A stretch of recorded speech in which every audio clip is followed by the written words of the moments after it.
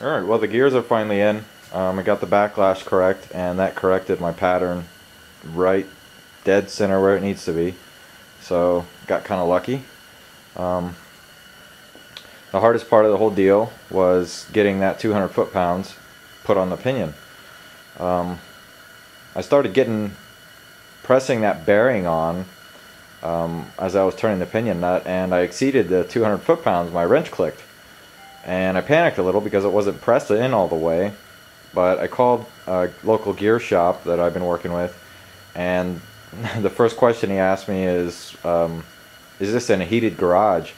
And it's not, and it's about 30, it was about 33 degrees where I was doing it, so I guess he said don't worry about the torque so much as you're dealing with a crush sleeve application. So he said go about, after you reach that 200 foot-pounds, just keep going past it, not a big deal, until you can jiggle the pinion and it doesn't make any noise. Now keep in mind when you put the pinion in, the ring in the carrier is not in there, of course, so you don't have any resistance anywhere except for the bearings. And so I did that, kept going. I'm not sure how many foot-pounds I reached, but it wasn't much more than a half a turn on that nut until I was fully pressed in and there was no play whatsoever.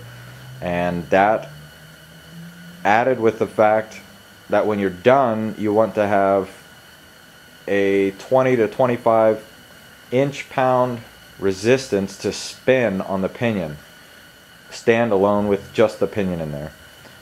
So achieved that. It's not really that complicated to do all this stuff. Yeah, it took me about 5 or 6 days, but that's with 30 minutes here, 30 minutes there, the time I have after work, between work and taking care of the horse, and la la la la. Yeah.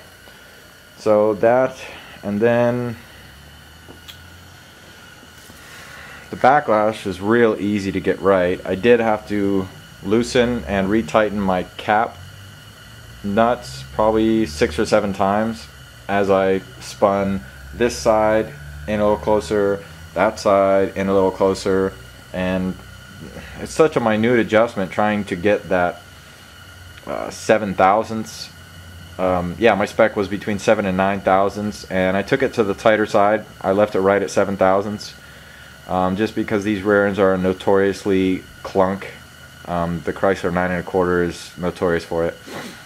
Not a big issue. They say they're still stout. They're just noisy. So I got that done. After I double checked my backlash after the final torque down with Loctite and then re-clearing the rear end, I just lubed the ring gear and poured some gear oil down in the sump and onto the pinion just so the bearings won't rust. It's gonna be a couple days until I can get the bearing and the seal, the wheel bearing and the seal for this side. So I didn't want it to rust. I doubt it would have, but a nice little coating of gear oil on all the bearings made me feel a lot more comfortable.